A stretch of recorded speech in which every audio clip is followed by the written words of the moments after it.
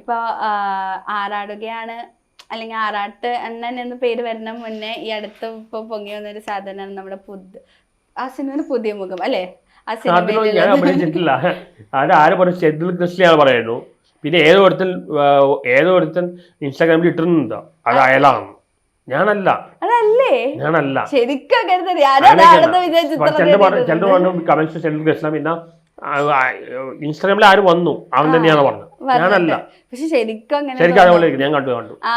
ഞാൻ ഇത്ര നേരം ആടുന്ന ബുദ്ധിമുഖൻ 2009 ഇറങ്ങി. ആ സമയത്ത് എഞ്ചിനീയറിംഗ് കഴിഞ്ഞ സമയമാണ്. പക്ഷെ ഞാനല്ല.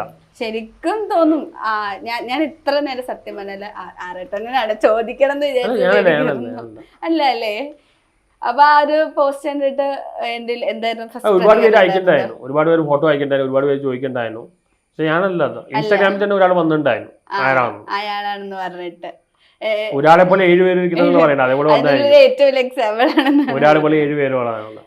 പിന്നെ എപ്പോഴും സന്തോഷ് വർക്കി എന്ന് പറഞ്ഞ ഒരാള് ഭയങ്കര ഫാമിലി ഓറിയന്റഡ് ആണ്. ഫാമിലി ഓറിയന്റഡ് അല്ല, പേഴ്സണൽ കമ്മിറ്റ്മെന്റ്സ് ആണ്. അതാണ് പേരൻസിനോട്. അതുകൊണ്ടാണ് ഇവിടെ നിൽക്കുന്നത്. അല്ല ഫാമിലി കൊണ്ടാണ് ഇപ്പൊ കല്യാണം കഴിഞ്ഞിട്ട് പിള്ളേരുടെ സമയമായി. എന്നാലും അമ്മ എന്ന് പറയുന്നത് അല്ല, അമ്മ മാത്രല്ല, അമ്മയും ഫാദർ രണ്ടുപേരും ഉണ്ടായിരുന്നു. ഫാദറിന്റെ ഹെൽപ്പോളം വന്നപ്പോഴാണ് ഞാൻ IIT പോകാതിരുന്നത്. ഇപ്പൊ മദറിന് വേണ്ടി. നമ്മുടെ പേരൻസ് ആണ് നമ്മളെ ഏറ്റവും കൂടുതൽ സ്നേഹിക്കുന്നത്. ഇപ്പൊ എന്റെ ഫാദർ വെച്ചപ്പോ എന്റെ ഒരു ആന്റി പറഞ്ഞാണ്, സ്വന്തം പേരൻസ് ക്ഷമിക്കും, വേറെ ആരും ക്ഷമിക്കില്ല. ശരിയാണ്. എപ്പോഴും അതാണ് അവര് ക്ഷമിക്കുന്ന പോലെ വേറെ ആരും ക്ഷമിക്കില്ല. കറക്റ്റ് ആണ് പറയുന്നത്. ആ ഒരു വിഷമമുണ്ട്. അമ്മയുടെ കാലം ഇത്രനാള് ഫാദർ മാത്രം ഉണ്ടായിരുന്നു. ഫാദർ പോയപ്പോൾ ഫാദറിന്റെ വില മനസ്സിലായി. പിന്നെ അമ്മയുടെ കാലം കഴിഞ്ഞ് കഴിഞ്ഞാൽ ആരും ഇല്ലാത്ത അവസ്ഥയാണ്.